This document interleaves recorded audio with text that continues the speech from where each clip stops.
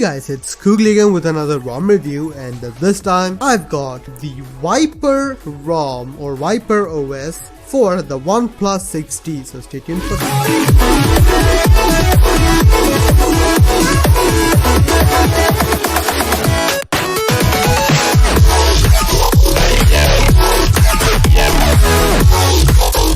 So guys, the ViperOS for the OnePlus 6T. Let's just say it is an interesting ROM. I've had ViperOS on a lot of my phones. I believe I had it on my S3. I had it on my OnePlus 3 for sure. And I'm still using it on this phone over here, which is a Zenfone 5. It is the best battery life giving ROM I have on the Zenfone, and I'm really happy with it. It is now available for the OnePlus 6T, and I am really excited about it. So let's get started now. First of all, what you would see here is the ambient display. Of course, everything is available. Pickup sensor is available, which is really cool to have. So yeah, and again, fingerprint scanner is also working. This is basically quick step. It works really well. I like the gesture features of it, which I mean, I'm sure all people know by now, so that's pretty cool. If you can read that, it says feel the venom in your veins. So great marketing. So anyways, let's get to the settings now. In the settings menu, in the about phone page, you will see that it is on Android 9.0, made security patches of course, and the kernel version is 49177 Red Flare kernel. Now Red Flare kernel, if you remember correctly, was also available in Liquid Smooth or Liquid Remix. It did a good job with it, so yeah, I'm actually really happy with that. And now this is the Viper version. It is 6.4.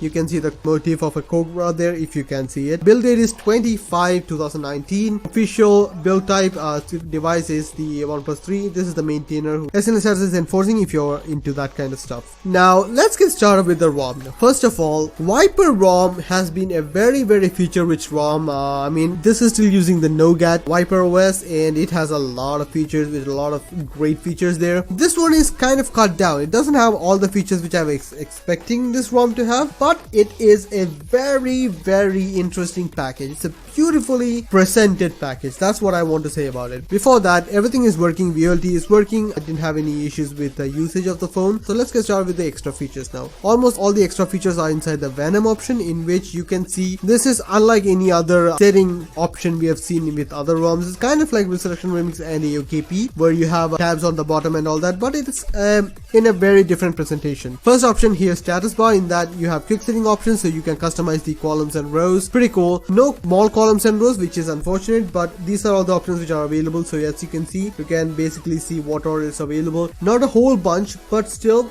pretty good amount of options here, so it's pretty nice. Now brightness can be customized. It can be on top or bottom. Auto brightness and also brightness control can be enabled, and that is by sliding across the status bar. It doesn't have the buttons on either side of the slider. Network traffic indicator is available, which is the basic one. You do have threshold control, the activity type, and also enabler. Clock options are available, where you have 3 positions and AM/PM indicator, which I have set to small. Battery icon style can be customized, which does have all of these options, and also percentage inside the icon, outside the icon. Carry label settings are available, where you can enable the carry label on the status bar on the lock screen only or anything like that, or you can have a custom carry label if you want something. Miscellaneous option, you do have system icons. You can enable what all appears here, which does work out. Viper logo can be enabled, which will show the Viper logo, which is the snake with the O there, which does work out, which is pretty cool. Double tap to sleep on the status bar is available, which does work out. Roaming indicator, VLT indicator, and 4G LTE indicator is available. One thing which I do have an issue with is the VLT indicator is not the same width as other icons, which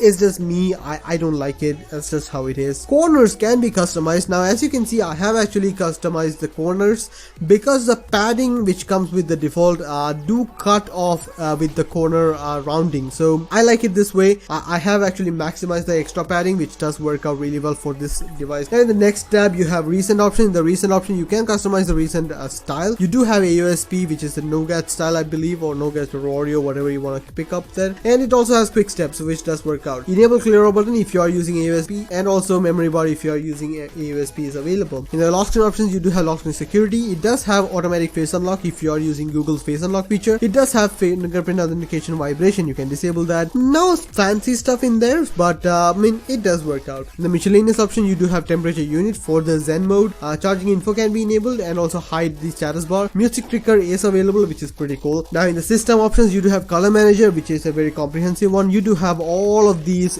background shades, so you can have gray, kind of black. I'm using black because I like it. It is solid black. Accent color also available, which does have material palette, user request, and also Viper no-get colors, which is a great ensemble of colors, which does work out. QS style is available, which does show you how it looks. I'm using the circular ring style option, which I found it really cool. Fit style can also be customized, and it does give you a preview of the switch, which is really cool. I really like that. I'm using the top minimal one. Clock style can also be customized. I'm using one of this one, which kind of looks like Sammy, which I've been dumbstruck by. I really like that. You can go for this traditional one or a very different kind of a Sammy, or you can go for an analog clock also, which is pretty nice. It does have a font picker, which does give you a lot of options. I like the Samsung One font, which has been working really well. Roboto is the custom one or the default one, which does work out. The button options, you do have all the options which you would normally find with a custom ROM, and go with the power button, long press for torch for the power button, and with automatically turning off, which I really like. Control playback is available. Keyboard cursor control is available for the volume rocker. Now it does have navigation gestures. Now one thing which you do need to understand is that, well, OnePlus navigation gestures is what I understand,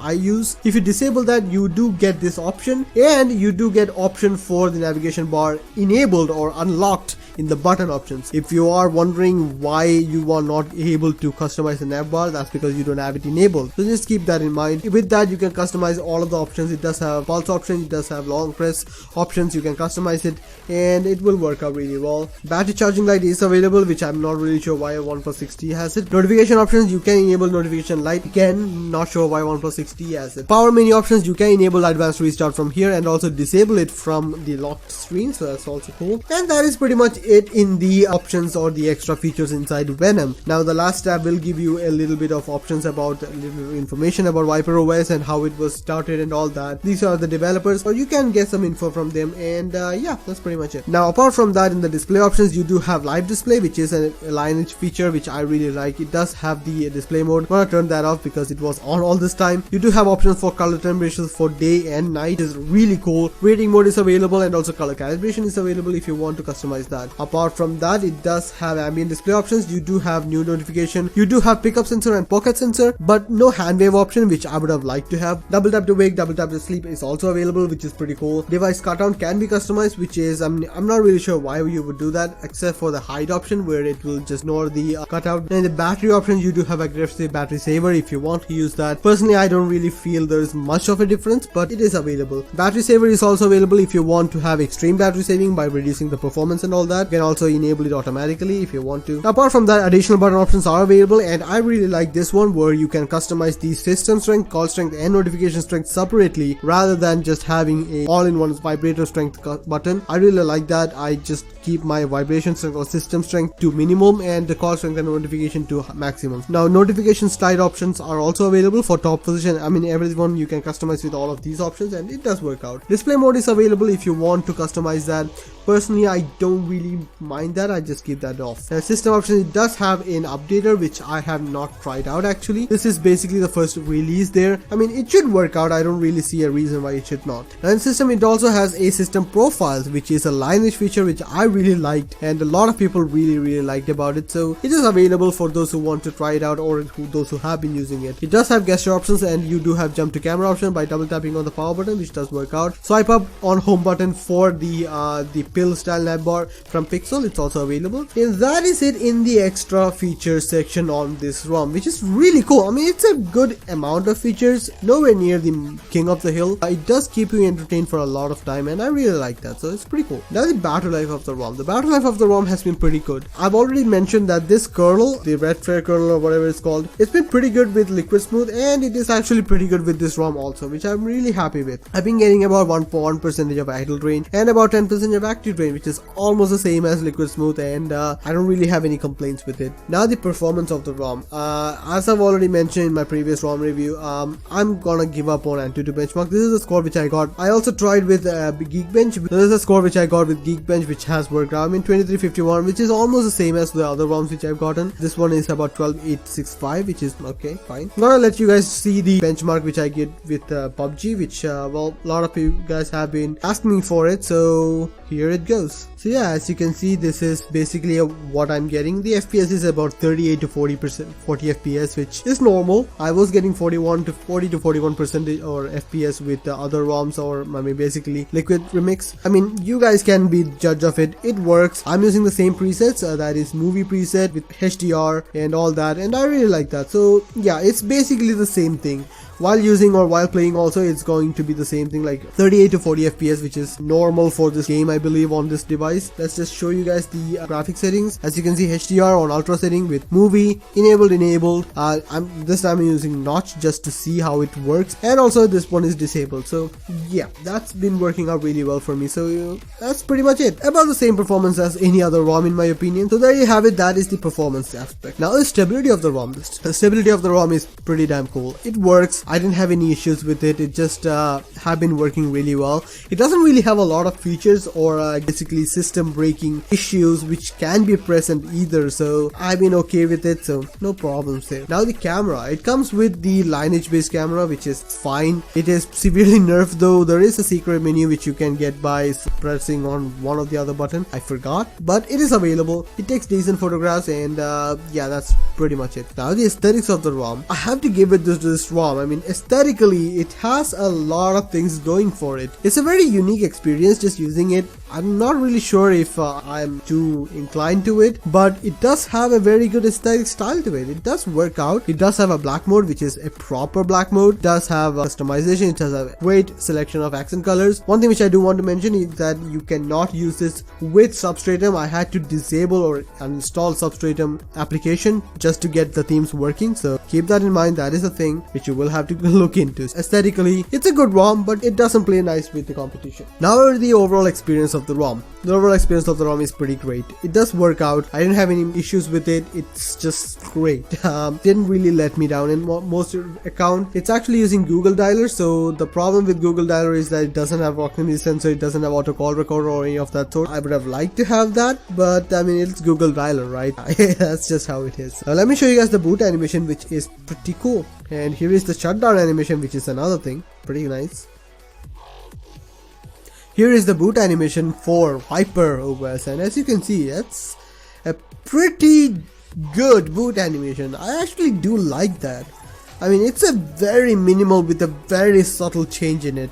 You can see that tongue is wiggling around and all that like a Viper's, and it's a great look. It's a great looking boot animation. I really like it. Okay, and it goes to ViperOS. So guys, there you have it. That is the ViperOS, which is a really good ROM. Works out really well. Really happy with it. I like a little bit more features, but that's just me. Apart from that, it's just really cool. It just works, and it is working. In conclusion, a great daily driver for those people who don't really need a lot of features but still want to get things done.